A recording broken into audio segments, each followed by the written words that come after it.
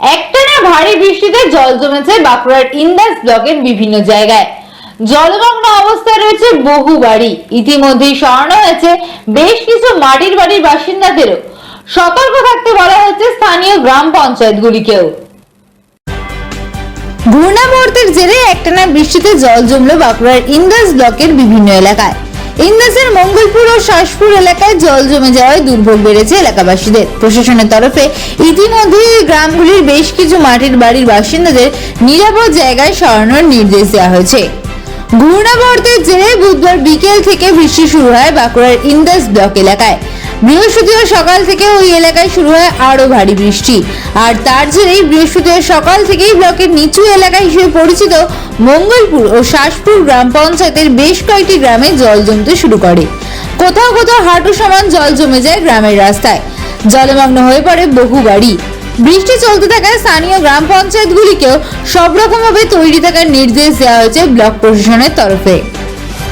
একটু বৃষ্টিপাত হওয়ার জন্য আমাদের কিছু স্থানীয় এলাকা যেগুলো প্রতি বছরই জল জমে থাকে, তো এবারও সেখানে কিছু কিছু জায়গায় যেমন মঙ্গলপুরে কিছু অঞ্চল, শাসপুরে কিছু অঞ্চল ওখানে জল জমেছে এবং সেখানে আমি সকালবেলা আজকে ভিজিট করেছি এবং ভিজিট করে দেখা গেছে যেগুলো কিছু নিচু এলাকা সেখানে জল জমে আছে এবং কিছু যেগুলো বাড়ি আছে মাটির বাড়ি তাদেরকে বলা হয়েছে ওখান থেকে সরে যেতে, এবং আমরা পঞ্চায়েত এবং আমাদের টিমকে আমরা অ্যালার্ট করেছি যাদেরকে সরিয়ে জন্য অন্য জায়গাতে, এবং তাদের জন্য প্রয়োজনীয় আমরা যে ব্যবস্থা খাওয়া দাওয়া থেকে শুরু করে সমস্ত কিছু অ্যারেঞ্জমেন্ট করছি আমরা ব্লক প্রশাসন থেকে। আমরা জেলার সাথেও এই বিষয়টা নিয়ে আমরা টাচে থেকেছি এবং এই মুহূর্তে আমরা প্রশাসনের তরফ থেকে আমরা পুরো বিষয়টার উপর নজরদারি চালাচ্ছি। সেরকম কোনো কিছু এখন আপাতত অপ্রীতিকর কোনো সিচুয়েশন নেই, কিন্তু বৃষ্টিপাত যেরকম হচ্ছে যদি আরো দুদিন ধরে এরকম হতে থাকে সেক্ষেত্রে হয়তো একটু পরিস্থিতি জল বেড়ে যেতে পারে। এখন কিন্তু সেরকম কিছু নেই এবং আমরা সকালবেলায় জল যেটা ছিল সেটা এখন অনেকটা নেমে গেছে।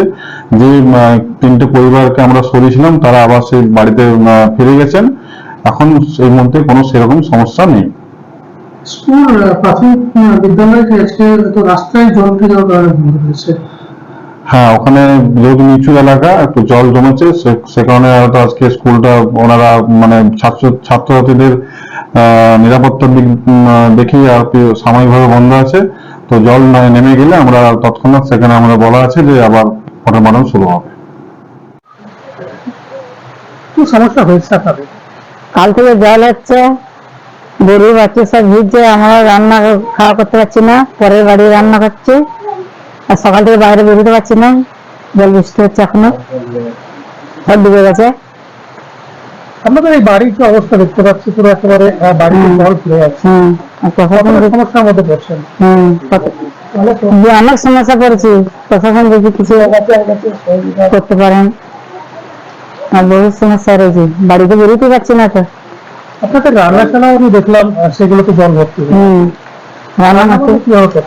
রান্না পরে ঘরে রান্না করে নিয়ে আমি, বাচ্চা রয়েছে খাওয়ার জন্য কাঁদছিল। কি চাইছেন এখন? প্রশাসন দেখুন কি চায় দিতে পারে, দেখুন দেখতে পাচ্ছে সবকিছু।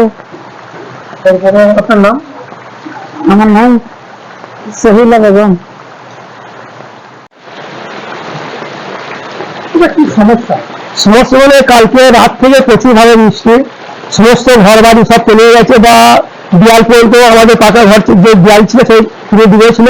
সমস্ত যে রান্না খাওয়া বন্ধ বা চালা যে রান্না করছে সেটাও ঢুকে গেছে, জল হয়েছে। সমস্ত মানুষ না খাওয়া দেয় না দেয় চুপচাপ বসে রয়েছে, বা খাওয়া দাওয়া হয় না, সমস্ত কিছু বন্ধ হয়েছে। তার জন্য আমরা সরকারের আবেদন জানছি যে পুরো সরকারি ব্যবস্থা করে খুব আমাদের ভালো হয়, সুবিধা হয়। কেন সাপ যদি সাপ থেকে রাত্রে ধোয়া সাপ নতুন সাপ ঘরের মধ্যে ঢুকছে, থাকতে পারেনি, বাচ্চা নিয়ে বাচ্চা থেকে রান্নাকারি চলছে। এই অবস্থায় আমরা পড়েছি, সরকারের আবেদন যাতে আমাদের সুবিধা দেখে আবেদন নিলে সেটা আমরা খুব ভালো লাগে। এটা গয়না প্রভু। এই জল কি একেবারে বাড়ির ভিতরে ঢুকে? হ্যাঁ, বাড়ির ভিতরে একদম বাড়ির ভিতরে ঢুকে গেছে, বাড়ি থেকে বার করা হচ্ছে, ছিটা হচ্ছে, সমস্ত কিছু সব বাধা হয়েছে, বা খাবার না ছিটা হচ্ছিল। এখনো পর্যন্ত কি প্রশাসনের পক্ষ থেকে কেউ এসেছিলেন, দেখে যাচ্ছে? এখনো কেউ আসে নাই। আপনার নাম? আমার সাজান